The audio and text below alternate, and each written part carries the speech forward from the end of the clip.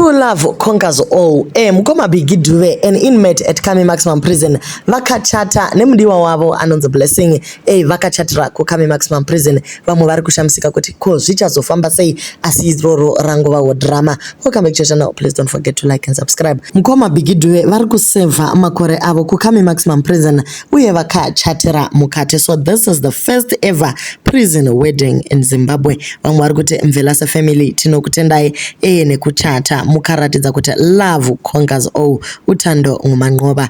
Vamwewo vari kuti isusu toda kunzwisisa kuti zvichafamba sei. Vanhu ava vakachata mukati umo zvinoreva kuti vachabuda here vese kana kuti vachapiwa honeymoon mumacells umo kana kuti vachamuvhirwa kusolitary confinement here kuti vamboita consummate the wedding. But zvese izvozvo guys zvanga zvisina anopindura kuti zvichafamba sei hazvichina basa. So correctional service yazvionera kuti it is good to rehabilitate vanhu vese ava into the society zvakare haasiri maprisons ka aya kunzi macorrections.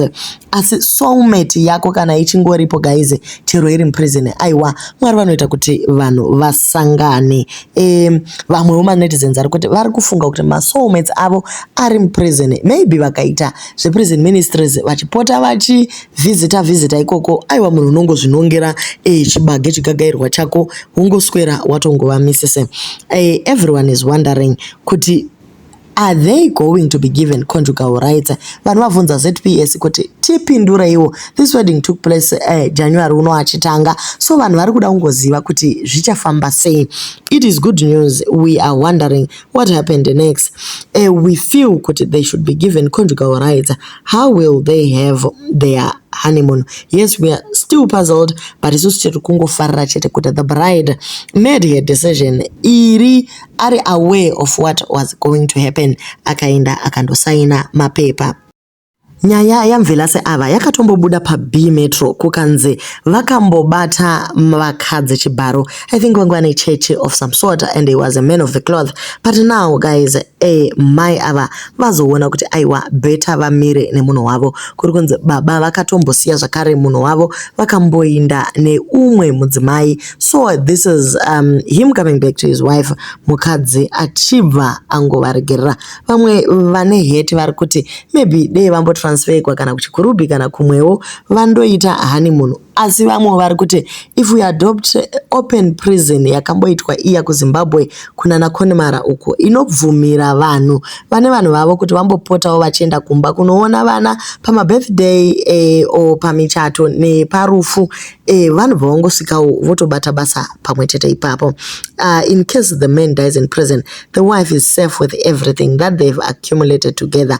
Pane marelatives anogona kuva achitochesa mukadzi uyu kuti abude mumba yakachata yemurume wake. So better kuchingochata wobva watongoita marriage certificate. Hama yega yega inouya ichida kukuitira noise unongoflasha card wobva wati aiwa handibvi pano. This could be the reason why she decided to tie the knot. Also kuitira vana maybe pane inheritance hombe since he was a great man mazuva ake. Vamwe vari kuti vane mibvunzo mikuru yakawanda yakasiyana siyana. Are they both inmates or the husband?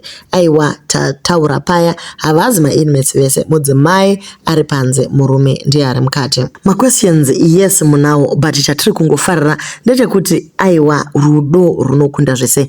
Whether uri mukati, whether uri kuseva 10 years or 5 years, kana wangowana maqondana wako, aiwa hapana chakaipa zveunongozvichatira.